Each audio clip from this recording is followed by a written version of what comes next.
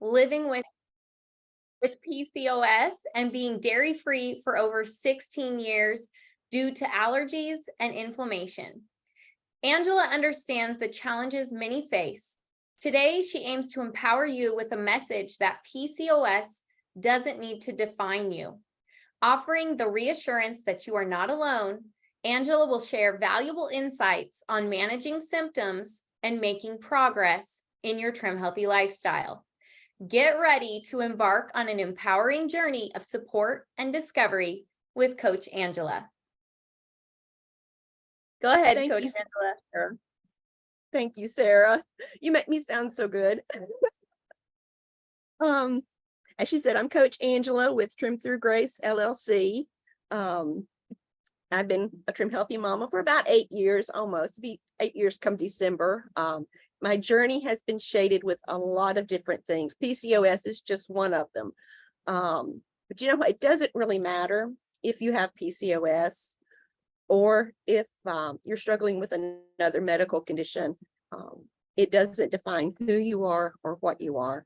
The Lord has put you right here, right now, where you are in your journey to bring him glory. Okay. I believe wholeheartedly that my personal Trim Healthy Mama journey has been to glorify him. And in our house, as Sarah mentioned, we have multiple food allergies and food intolerances, and we have multiple autoimmune issues. And then there's me with the PCOS. Those things that we have, they're not our identity. My son's food allergies, that doesn't define him.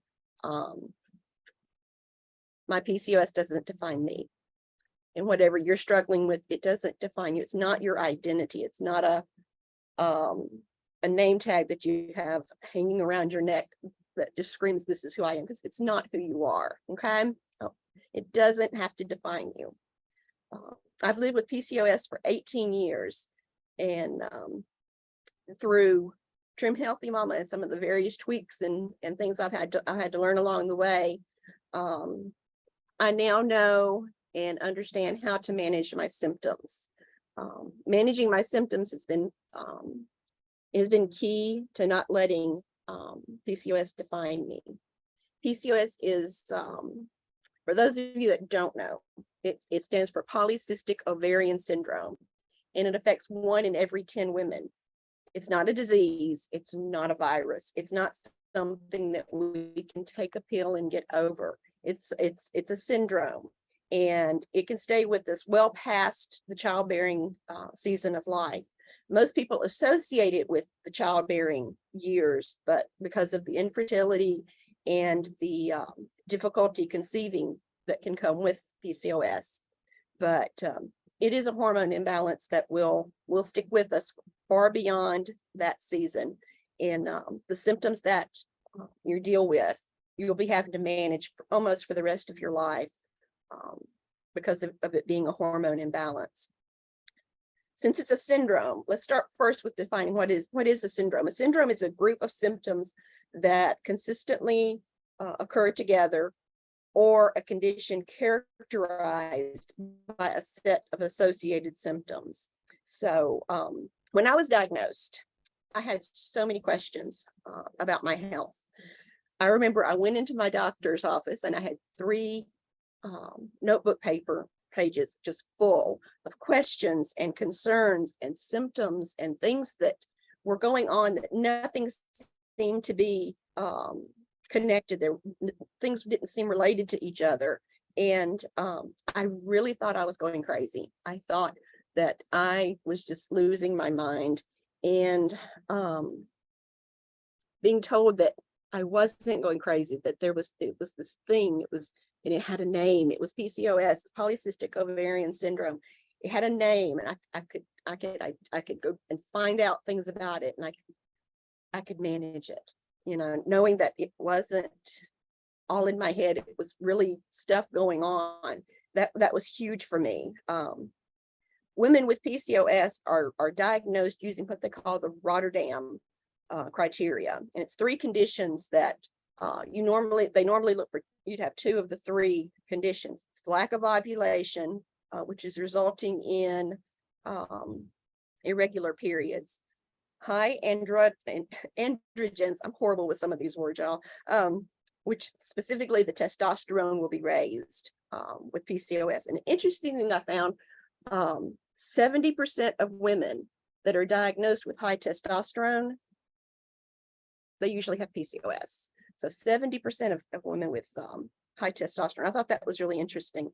And then the third condition that they look for via an ultrasound, and that would be polycystic ovaries. So when I was diagnosed like over 18 years ago, I didn't have an ultrasound done because I met those first two conditions, those first two criteria of the irregular periods and the high testosterone. 6 years later, I had an ultrasound done, and I still, they found that I did not have the polycystic ovaries at the time. So I never had that part of PCOS, but I had the other two. So I wanted to take a little bit, talk about the symptoms that are commonly associated with PCOS.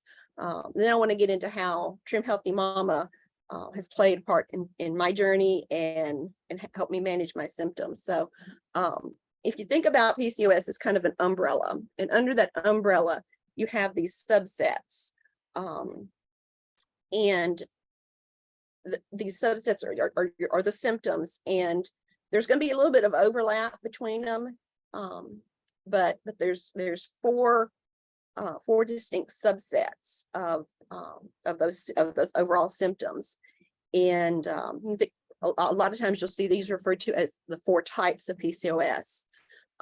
One of which is a result of if you were on oral contraceptives, and it takes about, I've read it takes anywhere from 3 to 9 months to kind of get those chemical hormones out of your system, and you basically can't overcome the post-pill version of type of PCOS. But then the other 3 are the 3 that you kind of have to deal with forever, unfortunately. One is insulin resistant PCOS, one is inflammatory PCOS, and the last one is adrenal PCOS. Each type has its own list of symptoms, but for today, I just want to kind of look at it. I want to go back up to the umbrella level and look at the broader sense of the PCOS symptoms. You have irregular periods, infertility, insulin resistance, hormone imbalances, anxiety, poor sleep, acne, sore achy joints, brain fog. Then here's the 2 that really gets us women, okay? We get a lot of chin hair. We get a lot of facial hair. And we get male pattern baldness sometimes. Those are common symptoms of PCOS. And then, of course, weight issues, the stubborn weight, especially in our belly fat. Women with PCOS tend to carry more weight in their tummy. It's just part of it. So my journey with Trim Healthy Mama has been about healing from my symptoms. I'll never be totally healed of PCOS. I will constantly have these symptoms that I have to manage. But Trim Healthy Mama has given me the tools for my toolbox to do just that. Trim Healthy Mama, along with those additional and very specific tweaks that I have made to my Trim Healthy lifestyle, it's made it sustainable. When you look into managing your PCOS symptoms, one of the consistent, it's a hard word for me to say today, consistent things that you'll find is that you need to be following a blood sugar balancing diet. Hello, that is Trim Healthy Mama. And just by being a Trim Healthy Mama, you are doing a large bulk of what you need to do to manage your PCOS symptoms. You also need to make sure you're hydrating and getting movement. With PCOS, I know you've been hearing this a lot lately about resistance training and weight training. That is really important when you're dealing with insulin resistance specifically, but with PCOS in general, it really, when you've got all these hormones that are going crazy, that weight resistance and resistance training really, really does help. So making that a priority. Depending on what type you have, what type of PCOS you have, you'll need to lean into one or more of these following areas I'm going to talk about to tweak your Trim Healthy lifestyle. I found really leaning in a little bit to all of these areas collectively treat your whole body and really helps you manage all of your symptoms. You have anti-inflammatory, you have gut health,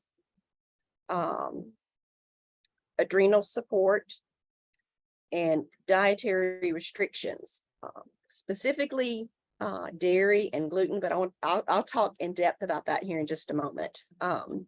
But I want to take a little bit of time and go through each of those areas and what specifically I have done in those areas to help deal with my PCOS. Because PCOS, let's start with the anti-inflammatory. PCOS is often thought of it to be a inflammatory response in our endocrine system. So it just makes sense that anti-inflammatory would be huge for helping you manage your symptoms. So, I try not to focus, doesn't matter which of these areas I'm talking about, I try not to focus on what I can't have. And instead, I try to focus on that abundance of foods and everything that God has provided for us. He's given us such an abundance of food that help us fight our inflammation. So he is so good to us. He is so good to us. I really lean hard into those foods that I can have, and I try not to focus on those foods that I can't. Dairy being a big one for me. As I mentioned in the beginning, my son we have food allergies in our house, and my son has a life-threatening dairy allergy. He can't even have stuff that's cross-contacted. So that's really where my dairy-free journey started, was with him. But I guess it's about a year ago, my husband and I realized that just the little bit of dairy that we were still consuming was causing both of us inflammation. My husband has a couple of different autoimmune issues. So we decided last summer we're just totally going dairy free, and it has made a drastic difference in my inflammation. So a healthy gut is a happy gut. And I know Coach Deanne talked about gut health earlier today, and taking steps to heal my gut has helped with not only my inflammation, but with my adrenal health as well. And eating and drinking pre and probiotic foods, it's made such a big difference. And being dairy free, I was hesitant to embrace this area because a lot of times you hear kefir. If you're going to do gut health, you got to do kefir. I can't do kefir, okay? Because I can't bring any dairy. I don't bring any dairy in my house because of my son. And even the non-dairy kefirs, a lot of times you need to take the grains and put them in dairy. And so that causes a cross-contact issue for us. So I drink kombucha. I don't do kefir, I do kombucha. And I eat the fermented veggies and eat dairy-free yogurt and lean heavily into the prebiotic foods.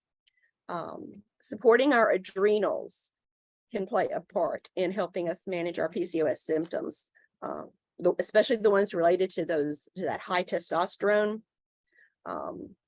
It's a balancing act with our adrenals, and they help manage so many of our hormones, not just cortisol, but also estrogen, testosterone, and progesterone. That's not all handled in just our reproductive system. Some of it also comes from our adrenals, and by supporting your adrenals, you can help with your anxiety and improve your sleep. So getting sunshine on your eyeballs as early as you can in the morning, that helps reset your circadian rhythm, and that helps you get better sleep. Drinking less caffeine. I know I'm a coffee lover. I've had to switch to decaf because my anxiety, every time I would drink coffee in the morning, my anxiety would go sky high. So I've had to pull back on my caffeine. but that can help with anxiety. When it comes to PCOS and dietary restrictions, it is often recommended dairy-free and gluten-free. Okay, so before you throw the baby out with the bathwater, okay, let's think about and look at the research on this. There is no research. There is no research on this this idea of being gluten-free and dairy-free helping our PCOS symptoms. It has never, there's never been no research whatsoever, ever. And they keep throwing that out there. But okay. But before you start tooting your horn and say, oh goody, I can have my cheese. This is my thoughts on it. Okay. Purely my opinion. Gluten and dairy are highly inflammatory. Every time you look at those common inflammatory foods, they're up there. It's like sugar, dairy, gluten. They're like the top three, it seems like, every time you look. So I really think that's why those two are recommended. I don't have a problem with gluten. I've tried going gluten-free and coming back to it, and it's never been a problem. Of course, dairy is a huge one for me. But I really think that's why those two are recommended, is because they're so inflammatory to so many people. I don't think there's anything magical about those two dietary restrictions when it comes to PCOS. But I think what I do think is important is for you to track down your own personal inflammatory foods. Go online, get that list, and figure out which ones are causing you inflammation. But I think this will better serve you in the long run than just these two blanket restrictions. But they're a great place to start. Okay. That's all I have for you today. So I hope this has been helpful and informative, especially if you or someone that you love is you suspect to have PCOS. If you do suspect you have it, or that someone you love has it, talk to the doctor, get some medical help. I've only shared my experience here, and we all know that what worked for me may not work for you. Each one of us are unique and different is good. Being different is so good. Embrace what it is that makes you different, and don't let your diagnosis define you, regardless if it's PCOS or if it's something else. Okay. It can shade your journey, but it doesn't have to. Like I said earlier, you don't have to wear it like a name tag. It's not your identity. It's not who you are. So I want to thank Sarah and her amazing team for putting this event together, y'all. This is amazing. This is really amazing. This is so cool. Sarah and KJ, Linda and Chris, y'all rock. This is so cool. Thank you so much for this opportunity to share my experience as a mama who has not only that I don't let that PCOS diagnosis define me, but I've learned to thrive with it through Trim Healthy Mama. So if you want to know more about me, my coaching or anything, you can find me over at my website at trimthroughgracellc.com. All my contact information is over there. So thank you again to Sarah and her team, and to the mamas listening and watching. It's an honor to share this part of my journey with you today, and have a great rest of your day here at the summit. Thank you so much, Angela. We appreciate you.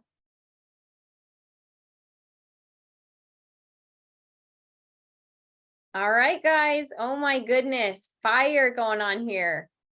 We are headed into another break, and we will be back for more. I hope you guys are drinking lots of water. I have had so much water already. So stay hydrated and come on back in about 10 minutes, and we'll kick off another coach. Thanks for being here, guys.